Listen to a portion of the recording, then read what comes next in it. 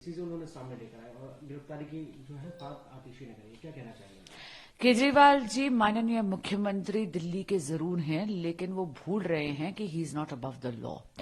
देश का कानून उन पर उतना ही लागू करता है जितना कि एक सामान्य व्यक्ति पर। और इसीलिए आप मुझे ये बताइए कि क्या जांच एजेंसियां तय करेंगी कि जांच की प्रक्रिया क्या होनी चाहिए, या आदरणीय मुख्यमंत्री केजरीवाल जी तय करेंगे कि जांच की प्रक्रिया क्या होनी चाहिए? क्या एक सामान्य व्यक्ति ईडी को यह कह सकता है कि मैं आपके समक्ष पेश नहीं होऊंगा, आप एक प्रश्नावली यानी एक क्वेश्चनर भेज दीजिए? जी नहीं। क्या है ना कि एक आम आदमी के आवरण में केजरीवाल जी एक बहुत ही खास व्यक्ति हैं और वीवीआईपी सिंड्रोम से ग्रस्त है। नवंबर 2023 से ईडी उनको 3 बार आग्रह कर चुकी है जांच में जुड़ने के लिए, लेकिन section 50 subsection 3 of the PMLA act, जो कि अनिवार्य करता है, मैंडेटरी करता है कि आप जांच में जुड़े, उसकी अवहेलना करते हुए मुख्यमंत्री केजरीवाल जी जांच से भाग रहे हैं। उनको नहीं फर्क पड़ता कि उनके साथी नेता मनीष सिसोदिया जी की बेल 7 बार देश की कचहरियों ने रिजेक्ट करी।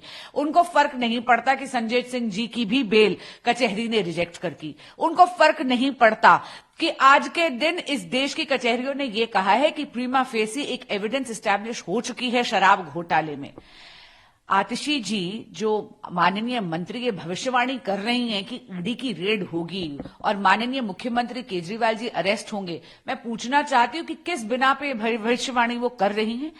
ईडी की रेड गोपनीय होती है। जांच एजेंसी आएगी या नहीं आएगी, आएगी तो कब आएगी, ये केवल और केवल ईडी जानती है।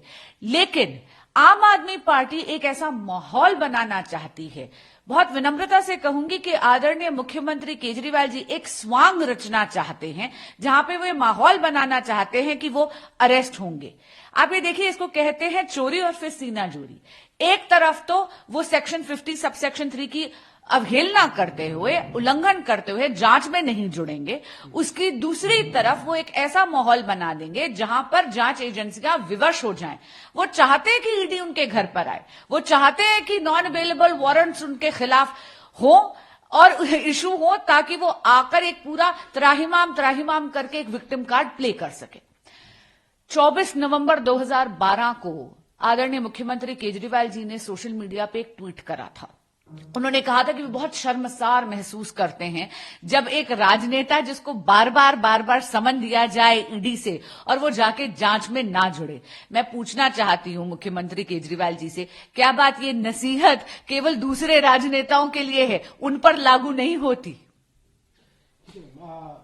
जो एलजी ने जो है अप्रूव कर दिया है सीबीआई को इन्वेस्टिगेशन को, दिल्ली के फॉरेस्ट डिपार्टमेंट में ऑफिशियल्स हैं उनके घोटाले को लेकर।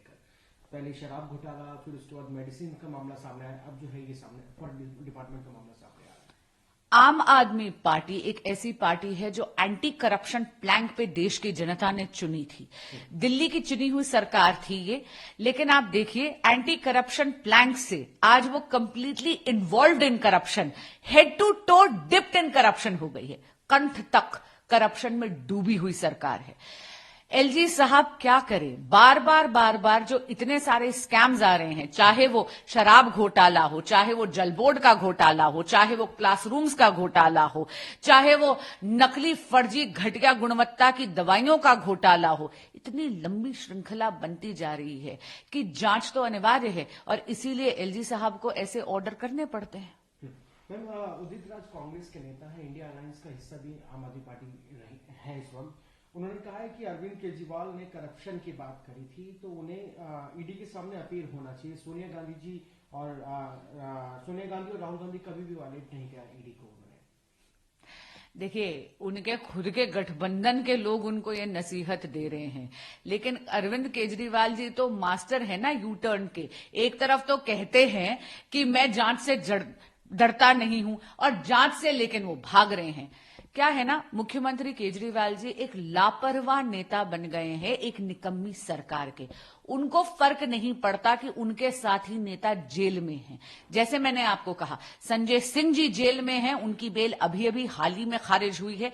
13 दिसंबर 2023 को मनीष सिसोदिया जी की रिव्यू पिटीशन सर्वोच्च न्यायालय यानी honourable supreme court of India ने खारिज करी है। 7 बार मनीष सिसोदिया जी की बेल खारिज हो चुकी है। लेकिन अरविंद केजरीवाल जी जब तक वो बाहर हैं, सुरक्षित हैं, उनको बिल्कुल नहीं फर्क पड़ता कि उनके साथी लीडर्स आम आदमी पार्टी के जेल में हैं। आखिरी सवाल मैम, यतीन्द्र सिद्धारमैया जो सिद्धारमैया के बेटे हैं, कर्नाटका सीएम के, धर्म के नाम पर तानाशाही ने पाकिस्तान और अफगानिस्तान को दिवालिया बना दिया है। ये यतीन्द्र सिद्धारमैया ने बोला है, उनके बेटे ने। भाजपा के सहयोगी संगठन भारत को हिंदू राष्ट्र बनाने जा रहे हैं और इसकी इजाजत दी गई तो हमारे देश भी पाकिस्तान और अफगानिस्तान की तरफ बन जाएंगे। ये वो लोग हैं जो सनातन संस्कृति के बारे में कुछ नहीं जानते। ये वो लोग हैं जो हलफनामा देते हैं, एफिडेविट देते हैं सुप्रीम कोर्ट ऑफ इंडिया में और कहते हैं कि भगवान राम काल्पनिक थे। इनको मैं क्या समझाऊं? इंडिया सेक्युलर है क्योंकि भारत एक हिंदू राष्ट्र है। हमारी संस्कृति है, एक समन्वय की संस्कृति है, सबको साथ लेने की संस्कृति है, टॉलरेंट संस्कृति है। पर विपक्ष जो केवल स्वार्थ पे जिनका गठबंधन बना है, किसी विचारधारा पर गठबंधन नहीं बना है, ये वो लोग हैं जो कभी महिलाओं पे इतनी अभद्र टिप्पणियां करते हैं, कभी आदरणीय उपराष्ट्रपति जी की बेइज्जती कर देते हैं, कभी हमारे यशस्वी प्रधानमंत्री जी की बेइज्जती करते हैं, कभी इतनी अभद्र टिप्पणियां सनातन धर्म में करते हैं। इनके संस्कार खोखले हैं। ये क्या जानते हैं कि भारत की आत्मा क्या है? ये क्या जानते हैं? ये नहीं जानते कि राम भारत की आत्मा है। ये नहीं जानते कि राम सुशासन का आश्वासन है। तो इसलिए इस प्रकार की अभद्र टिप्पणियां ये करते रहते हैं। मैं जानती हूं कि भारत की जनता बहुत समझदार है और इसीलिए भाजपा को पूर्ण बहुमत देकर, भाजपा को चुनकर हमारे यशस्वी प्रधानमंत्री श्री नरेंद्र मोदी को तीसरी बार भारत का प्रधानमंत्री भारत की जनता 2024 के चुनाव में जरूर चुनेगी।